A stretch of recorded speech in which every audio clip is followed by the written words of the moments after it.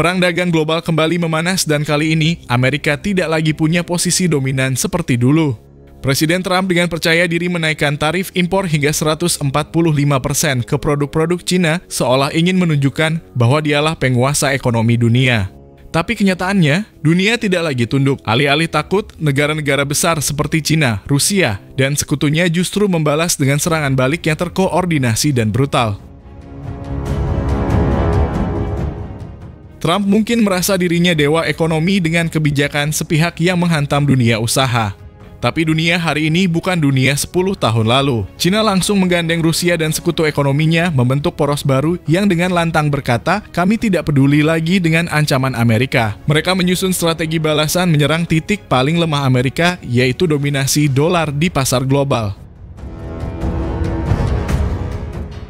Tak main-main, aliansi ekonomi timur kini mulai mengurangi ketergantungan mereka terhadap dolar Amerika. Transaksi antar negara mulai beralih ke yuan, rubel, bahkan emas digital. Ini bukan hanya serangan ekonomi ini pembangkangan terhadap dominasi finansial Amerika yang selama ini tak tergoyahkan. Dunia menyaksikan saat dolar mulai kehilangan kekuatannya pelan tapi pasti. Jadi pertanyaannya sekarang, apakah Trump benar-benar sedang menang dalam perang dagang ini atau justru sedang menggali lubang untuk Amerika sendiri? Sebelumnya, untuk pertama kalinya dalam sejarah modern, kekuatan besar dunia, Cina, Rusia, dan aliansi ekonomi Asia-Eropa secara terang-terangan menyerang dominasi dolar Amerika. Bukan dengan senjata, tapi dengan senjata ekonomi mematikan yang bisa membuat ekonomi Amerika ambruk dari dalam. Apa yang selama ini dianggap tak tergoyahkan, kini sedang di ujung tanduk. Aliansi ini tidak main-main. Mereka resmi mengumumkan langkah pemutusan perdagangan berbasis dolar, mengganti sistem transaksi mereka dengan mata uang lokal dan yuan digital. Bahkan beberapa negara Timur, Tengah, dan Afrika mulai mengikuti jejak mereka. Tidak ada lagi pasar untuk barang-barang Amerika. Pabrik-pabrik Amerika mulai gemetar karena ekspor mereka hancur. Sementara itu, Cina dan Rusia diam-diam mempercepat agenda dedolarisasi dunia, memblokir semua akses ekonomi Amerika ke proyek-proyek energi dan infrastruktur global. Mereka menggandeng BRICS bahkan beberapa negara Asia Tenggara. Dan ini bukan sekadar gertakan, ini adalah deklarasi perang dagang global yang membuat pasar saham Amerika bergetar hebat.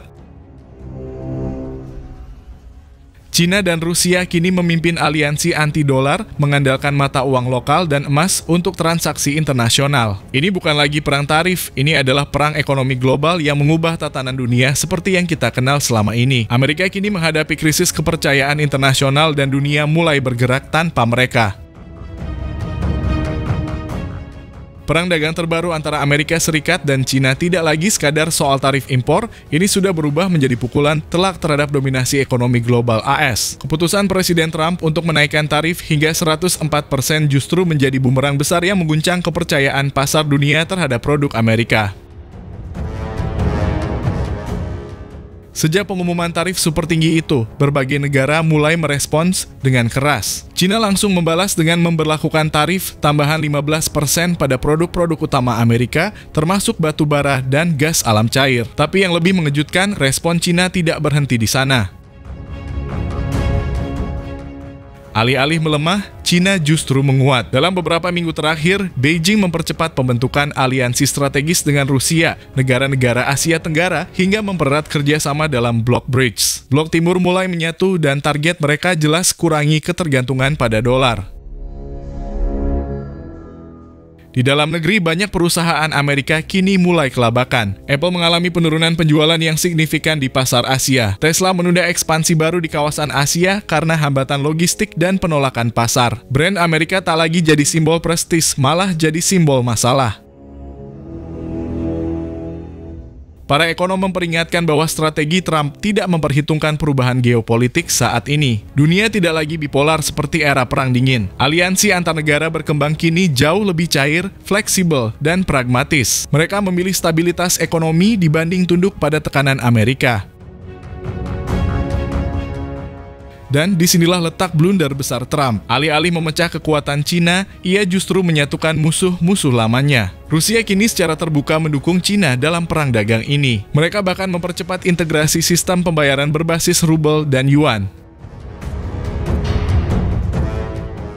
Negara-negara BRICS lainnya seperti India, Brasil, dan Afrika Selatan pun mulai menyuarakan ketertarikan untuk menggunakan mata uang lokal dalam transaksi global. Perlahan tapi pasti, dunia mulai bergerak menjauh dari dolar. Dampaknya sangat terasa, nilai tukar dolar mulai goyah di beberapa pasar internasional. Investor global kini mulai melirik emas dan aset non-dolar lainnya sebagai lindung nilai. Dominasi dolar yang selama puluhan tahun tak tergoyahkan mulai retak dari dalam. Cina sendiri makin percaya diri. Mereka memperluas penggunaan yuan dalam perdagangan internasional, khususnya dengan negara-negara penghasil energi dan pangan. Bahkan Arab Saudi disebut-sebut mulai mempertimbangkan ekspor minyak dalam yuan. Di tengah semua ini, Trump justru semakin agresif, mengancam dengan sanksi tambahan. Tapi dunia sudah tak lagi takut. Keputusan-keputusan sepihak Amerika dianggap tidak relevan dalam era multipolar saat ini. Ketika negara-negara berkembang bersatu, tekanan Amerika tak lagi menakutkan. Dunia sedang berubah, dan perubahan ini tidak menguntungkan Amerika Serikat. Perang dagang yang seharusnya melemahkan Cina justru jadi bahan bakar penyatuan blok-blok anti-dolar. Trump salah strategi dan Amerika mulai membayar harga dari arogansi kebijakan unilateralnya. Indonesia baru saja berdiri kokoh di panggung keuangan dunia dengan sistem pembayaran nasionalnya QRIS dan GPN, tiba-tiba Amerika Serikat merasa terusik. Negeri adidaya itu kini terang-terangan menyuarakan kekhawatiran mereka. Mengapa? Karena QRIS dan GPN dianggap sebagai ancaman nyata terhadap dominasi mereka di sistem pembayaran global. Ini bukan sekadar soal transaksi, ini tentang kedaulatan ekonomi Indonesia yang kini sedang coba diganggu dari luar. Dan lebih gilanya lagi, QRIS tidak berhenti di Indonesia. Sistem pembayaran kita ini sudah diterima di negara-negara ASEAN, sudah tembus ke Cina, dan dalam waktu dekat akan merambah ke Timur Tengah. Indonesia sedang membangun jaringan keuangan lintas negara tanpa harus bergantung pada Visa atau Mastercard. Ini perang diam-diam dalam dunia finansial, dan Indonesia kini bikin Amerika panik. Ternyata bukan cuma Amerika yang ketar-ketir. Diam-diam, QRIS Indonesia sudah merambah pasar besar dunia. Di Cina, sistem pembayaran ini mulai jadi alternatif di beberapa kawasan wisata. Di Korea Selatan, QRIS mulai dikenalkan untuk transaksi turis, dan di Timur Tengah, negara-negara kaya minyak pun ikut melirik teknologi ini untuk mempercepat sistem pembayaran digital mereka. Dunia mulai sadar kekuatan ekonomi digital baru sedang bangkit dari Indonesia. Donald Trump yang selama ini vokal soal America First kabarnya marah besar. Dia melihat ekspansi QRIS ini bukan sekadar soal pembayaran, tapi soal dominasi global di era digital. Amerika takut kalau QRIS terus berkembang, raksasa-raksasa fintech dari Silicon Valley bisa kehilangan pengaruh, bahkan mungkin kalah bersaing di negara-negara berkembang. Tapi kenapa QRIS bisa sehebat itu? Kok bisa sistem sederhana ini mulai mengancam dominasi dolar dan kartu kredit raksasa Amerika? Apa rahasia dibalik ekspansi QRIS ke Cina, Korea, dan Timur Tengah? Quick Response Code Indonesian Standard atau QRIS diluncurkan Bank Indonesia sebagai solusi pembayaran tunggal berbasis QR Code. Sistem ini menyatukan berbagai penyedia jasa pembayaran dalam satu platform nasional. Tujuannya jelas memperkuat kedaulatan ekonomi dan memperluas inklusi keuangan. Tapi QRIS bukan satu-satunya kartu truf Indonesia. Masih ada GPN, Gerbang Pembayaran Nasional, yang jadi infrastruktur penting untuk mengefisienkan dan menasionalisasi arus transaksi digital. Transaksi domestik kini tak perlu lagi lewat jaringan internasional seperti Visa atau Mastercard. Dampaknya, biaya transaksi lebih murah, data transaksi tetap di dalam negeri, dan yang paling penting ketergantungan pada sistem asing menurun drastis. Inilah yang membuat beberapa pihak di Amerika mulai merasa Indonesia bermain di luar aturan global. Pihak seperti Kamar Dagang Amerika atau US Chamber of Commerce menyuarakan keprihatinan mereka. Menurut mereka, kebijakan GPN dan QRIS membatasi ruang gerak perusahaan asing untuk beroperasi di sektor finansial Indonesia. Kata mereka, ini hambatan non-tarif terselubung. Tapi dari sudut pandang Indonesia, ini adalah strategi memperkuat ekonomi digital nasional. Mengurangi dominasi sistem asing bukan berarti anti-asing, tapi lebih pada menjaga kontrol data dan efisiensi ekonomi dalam negeri. Menariknya, jika kita tarik mundur ke masa pemerintahan Donald Trump, Indonesia sempat masuk radar negara yang dipertimbangkan untuk kena tarif tinggi. Salah satu alasannya bukan cuma defisit perdagangan, tapi juga kebijakan ekonomi yang dianggap tidak adil bagi investor asing. Trump terkenal dengan pendekatan kerasnya dalam perang dagang. Ketika Indonesia memperkuat sistem domestik lewat QRIS dan GPN, langkah itu dipandang mengancam dominasi perusahaan finansial Amerika. Dan seperti biasa, tarif jadi senjata favorit Washington.